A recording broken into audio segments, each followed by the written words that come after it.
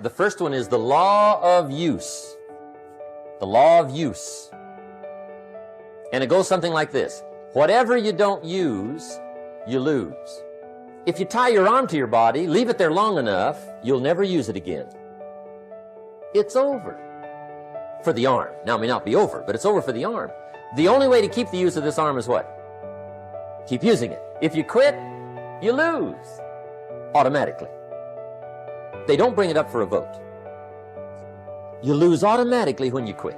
Now, the same thing that goes for your arm goes for your brain, mentality. The same thing goes for all the human virtues. Ambition, unused, declines. Strong feelings, unused, diminish. Today, unused is lost. A talent unused is lost. An ability unused is lost. So here's one of the key expressions of the evening. Take a new inventory of yourself.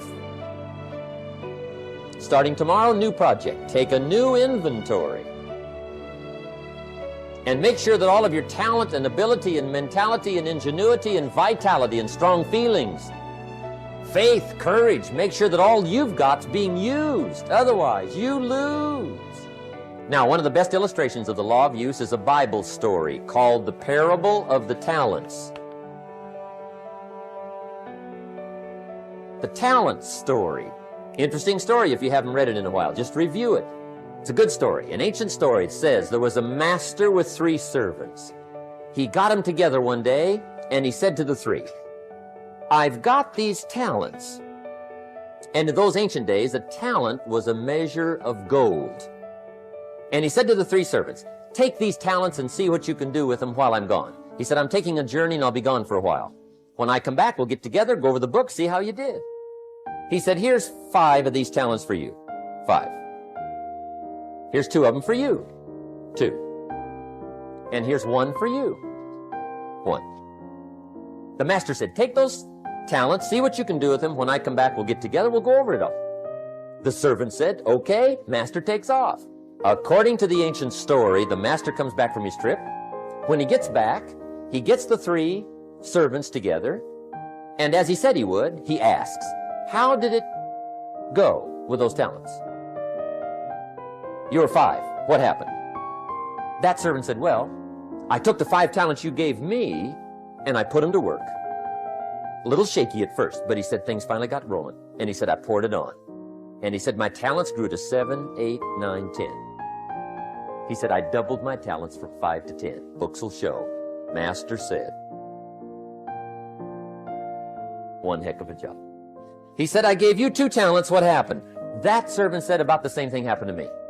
I put those 2 talents to work, poured it on. They grew to 3 and then to 4. He said, I doubled my talents from 2 to 4. Books will show. Master said. Well done. He said, I gave you 1 talent. What happened? That servant said, well, I took the talents you gave me, and I carefully wrapped it, and I dug a hole and buried it. And camouflaged it, I suppose, right, so nobody would steal it. And he said, fortunately, nobody got it. And he said, I knew you were going to be here today, so I dug it up. Here it is, safely wrapped. I did not lose it while you were gone.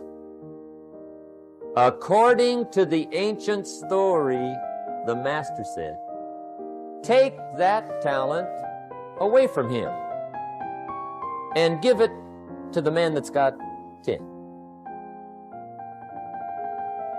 Now you might say, well, I don't like that arrangement. The poor guy's only got 1 talent.